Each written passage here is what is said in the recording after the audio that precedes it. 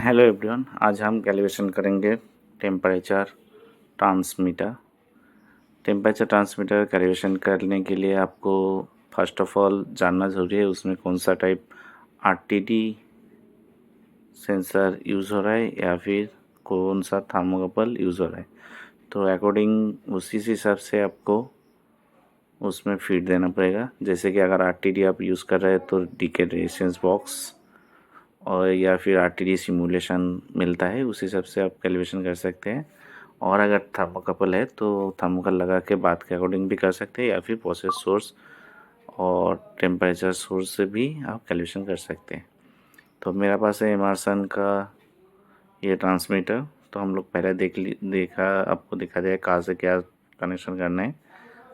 अभी process source है, इसमें हम लोग टेम्परेचर फीड करेंगे तो अकॉर्डिंग उसमें हम लोग जो प्रोसेस में देंगे उस हिसाब से उसमें आना चाहिए। तो देख लेता हूँ कि इसमें कितना डिफरेंस आ रहा है। तो अगर आप लोग आरटीडी यूज़ करें तो उसमें कोल्ड जंक्शन का कोई ज़रूरत नहीं पड़ता है, और अगर टीसी यूज़ करते हैं तो कोल्ड जंक्शन आपको जानना ज़रूरी है।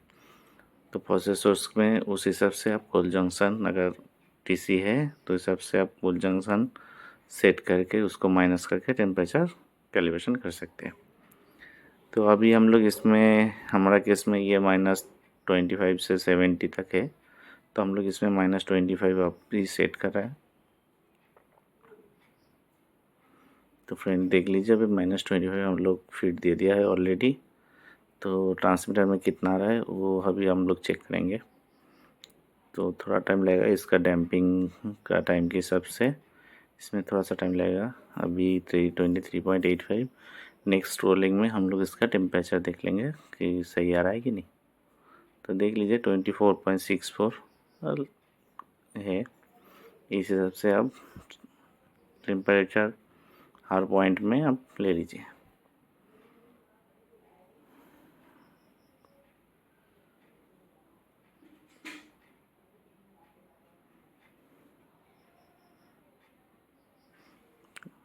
तो नेक्स्ट टेम्परेचर में हम जाएंगे +25।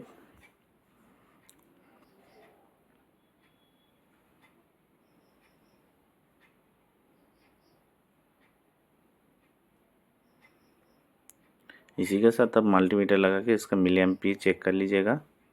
अगर मिली एम्पियर टेम्परेचर के साथ मिली एम्पियर का आपका कुछ कैलकुलेशन का ज़रूरत है तो काइंडली मुझे कांटेक्ट कीजिए। मेरा मेल आईडी पे मुझे मेल डाल दीजिए, मैं उसका कैलकुलेशन आपको समझा देंगे। आई फ्रेंड देख लीजिए 25 में 25.06, मतलब ये ट्रांसमीटर परफेक्ट दिखा रहा है। अभी हम लोग नेक्स्ट रीडिंग में जाएंगे।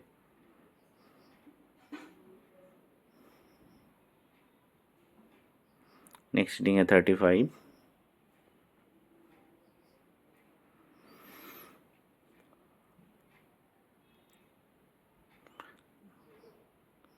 ट्रांसमीटर में अब मिली एम्पियर भी स्केल शो कर रहा है। आप अगर चाहे तो मल्टीमीटर से पीछे से आप टेस्ट पॉइंट से इसका मिली एम्पियर देख सकते हैं। तो फ्रेंड इसी तरह से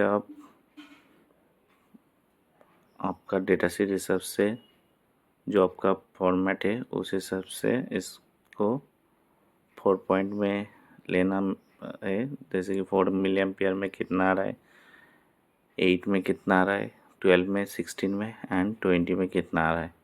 तो इस हिसाब से आप लोग चेक कर लीजिएगा। Thank you. ट्रांसमीटर का रिलेटेड और कोई भी क्वेरी हो तो मुझे मेल कीजिए, मैं आपको कोई भी प्रॉब्लम हो तो मैं उसको सॉल्यूशन आपको दे देंगे। Thank you, keep supporting.